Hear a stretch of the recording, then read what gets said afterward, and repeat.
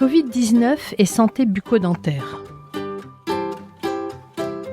Bonjour, j'aimerais vous parler aujourd'hui de deux sujets, autant d'actualité que préoccupants. En premier lieu, je voudrais examiner avec vous le lien qui existe entre les maladies bucco-dentaires, c'est-à-dire les infections dentaires et les maladies de gencives, avec les risques de complications de la maladie Covid-19. Et dans un second temps, je voudrais vous parler de ce que certains chirurgiens dentistes ont constaté quant à l'aggravation de certaines pathologies bucco-dentaires chez les personnes qui portent le masque toute la journée. Je suis le docteur Catherine Rossi, chirurgien dentiste, fondatrice et responsable scientifique du blog naturebiodental.com, un mouvement qui unit les chirurgiens dentistes, les médecins et praticiens de santé, ainsi que des patients motivés pour remettre la santé bucco-dentaire au cœur de la santé. Chaque jour, nous en apprenons un peu plus sur cette maladie peu connue. Il existe encore une forte proportion de patients sans facteur de risque identifié qui souffrent d'effets secondaires et de complications graves. Bien que la Covid-19 soit d'origine virale, on soupçonne que dans ces cas graves, les surinfections bactériennes peuvent contribuer à provoquer des complications telles que la pneumonie et le syndrome de détresse respiratoire aiguë. Des articles commencent à apparaître dans la presse scientifique au sujet des liens entre la bouche et la Covid-19. Le British Dental Journal, dans son volume 228, présente une étude très bien documentée sur ce sujet.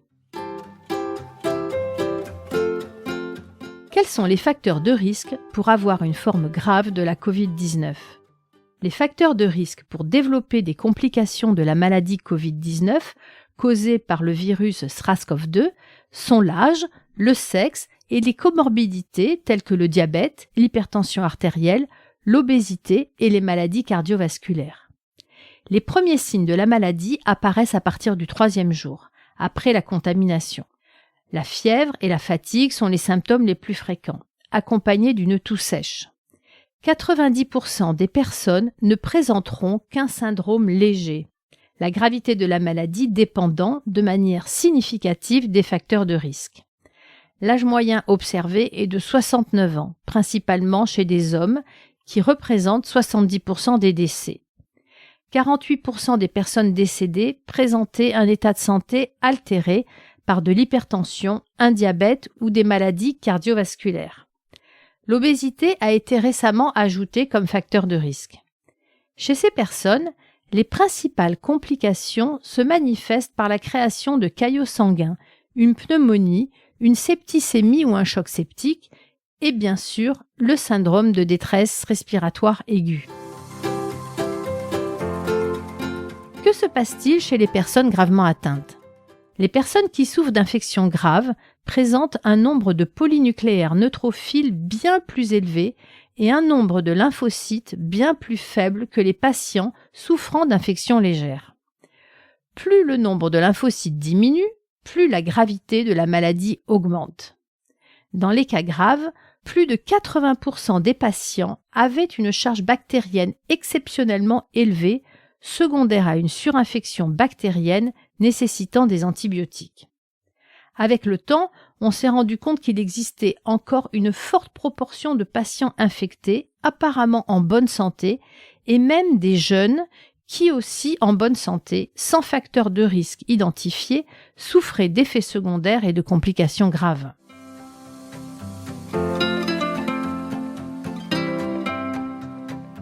Quelle est la santé bucco-dentaire des malades graves de la Covid-19 ? Des chercheurs se sont posé la question, à savoir si la présence importante de bactéries en bouche jouerait un rôle dans les surinfections bactériennes et les complications telles que la pneumonie et le syndrome de détresse respiratoire aiguë, mais aussi dans la septicémie que l'on retrouve dans les cas graves de la Covid-19. Les poumons, tout comme la cavité buccale, contiennent une flore bactérienne nécessaire à un métabolisme équilibré. Un déséquilibre de cette flore, quelle qu'en soit la cause, peut devenir pathogène. L'infection des voies respiratoires est déclenchée par l'inhalation de micro-organismes contenus dans les gouttelettes en aérosol ou par l'aspiration de sécrétions buccales associées à une maladie de bouche contenant des micro-organismes pathogènes. Les maladies parodontales et les infections dentaires chroniques sur les dents dévitalisées sont les deux maladies buccales les plus courantes associées à un déséquilibre des bactéries pathologiques dans la bouche. Qu'est-ce qu'une maladie parodontale ? La maladie parodontale est une atteinte de la gencive et de l'os qui entoure les racines dentaires. Elle est d'origine bactérienne et le premier signe de la maladie parodontale est le saignement des gencives. Des chercheurs de l'INSERM ont publié en 2018 les résultats démontrant clairement le rôle de la maladie parodontale dans l'aggravation du diabète, des polyarthrites rhumatoïdes, dans l'augmentation des risques des maladies cardiovasculaires, dans l'entretien de l'obésité et l'augmentation des accouchements prématurés. Des bactéries provenant des gencives infectées ont été retrouvées dans les tumeurs cancéreuses du pancréas, du sein et de l'estomac, et dans le cerveau des personnes décédées après AVC, démence et maladie d'Alzheimer. Selon un sondage de l'UFSBD, l'Union française de la santé bucco-dentaire, 50% de la population saigne des gencives et seulement 9% pensent que ce n'est pas normal. Ce saignement, qui au début peut être bénin et réversible, surtout chez les jeunes, ne peut qu'évoluer et s'aggraver s'il n'est pas traité. Si bien qu'aujourd'hui, 50% des Européens, tous âges confondus, seraient atteints d'une maladie parodontale. On passe même à 70, voire 85% chez les personnes au-delà de 65 ans, dont 10% présentent une phase sévère au stade 4 de la maladie qui les conduira à l'édentation. Plus grave encore, l'enquête a montré que 46% des Français ne savaient même pas qu'il existait une maladie parodontale. C'est-à-dire que l'association saignement de gencive égale maladie parodontale n'est pas faite chez une personne sur deux. De nombreux thérapeutes et même des médecins ne seraient pas non plus au courant. Quels sont les liens entre les maladies parodontales et les pneumopathies ? Des chercheurs japonais ont démontré que de nombreuses pneumopathies, surtout chez les personnes âgées, auraient pour origine une maladie parodontale, parce que les bactéries en quantité importante dans les gencives infectées sont avalées et inhalées. Les cytokines provenant des tissus parodontaux malades peuvent s'infiltrer dans la salive par le fluide gingival et être aspirées pour provoquer une inflammation ou une infection des poumons. Les cytokines favoriseraient l'adhésion des bactéries aux muqueuses respiratoires. Par conséquent, une hygiène buccale absente ou insuffisante peut augmenter le risque d'échange interbactérien entre les poumons et la bouche, ce qui accroît le risque d'infection respiratoire et de complications bactériennes potentiellement post-virales. Des études ont montré que la pneumonie avait diminué de manière significative chez les personnes ayant reçu une thérapie parodontale. Une bonne hygiène buccale a été reconnue comme un moyen de prévenir les infections des voies respiratoires, en particulier chez les personnes de plus de 70 ans. Une étude systémique a révélé qu'un décès sur 10 lié à la pneumonie chez les personnes âgées pourrait être évité en améliorant l'hygiène bucco-dentaire. Et la Covid-19 dans tout ça. Plus la forme de Covid-19 est grave, plus les risques de complications pulmonaires sont importantes. De plus, les 4 principales comorbidités associées à un risque accru de complications et de décès dus à la Covid-19, c'est-à-dire diabète, maladie cardiovasculaire, hypertension artérielle et obésité, sont également associées à des flores bactériennes buccales altérées et à des maladies parodontales, d'où le lien suggéré entre une mauvaise hygiène buccale et des complications de la Covid-19. On a d'ailleurs retrouvé des bactéries parodontales dans le métagénome des patients gravement infectés par le SRAS-CoV-2, où l'on a découvert également des valeurs élevées de Prevotella, de staphylocoques et de fusobactéries. Nous pourrions donc considérer la mauvaise hygiène buccale comme un risque de complications post-virales. Une meilleure santé buccale pourrait ainsi contribuer à réduire les risques de complications de la Covid-19. est-ce que le port du masque dégrade la santé bucco-dentaire ? Le port du masque en continu sur une longue période s'est avéré être un facteur d'aggravation des problèmes buccaux.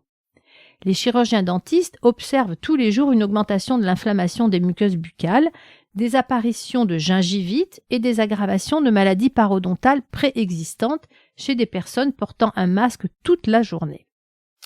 On n'a pas besoin d'avoir fait 10 ans d'études pour comprendre que le port du masque diminue l'apport en oxygène, augmente la concentration en CO2 et favorise le développement de certaines bactéries en bouche. Les bactéries ayant besoin d'oxygène meurent, les bactéries qui préfèrent vivre sans oxygène se développent. Cela explique l'apparition d'une mauvaise haleine qui est bien sûr le signe de la multiplication anormale de certaines bactéries. Le microbiote buccal est donc déstabilisé par le port du masque en continu. Sous le masque, les personnes en manque d'oxygène, par un réflexe de survie, se mettent à respirer par la bouche. Cela provoque une sécheresse buccale et un épaississement de la salive dont le pH devient plus acide, ce qui rend le terrain favorable à l'apparition de caries dentaires. Comme je vous l'ai déjà dit, ce déséquilibre de la flore buccale et le développement des maladies parodontales sont reconnus officiellement dans l'aggravation des problèmes cardiovasculaires, l'aggravation du diabète, l'hypertension artérielle, que l'on découvre dans les comorbidités favorisant les cas graves de la Covid-19. Ce qu'il faut savoir également, c'est que le manque d'oxygène va stimuler le système sympathique qui peut provoquer ou aggraver le serrement des dents. S'ajoutant à la période de stress que nous vivons, le nombre de patients se plaignant de bruxisme, de serrement de dents ou de douleurs au niveau des articulations de la mâchoire est de plus en plus fréquent. Le nombre de fissures et de fractures dentaires a considérablement augmenté, nécessitant dévitalisation ou extraction, poursuivi de la pose d'implants et de couronnes.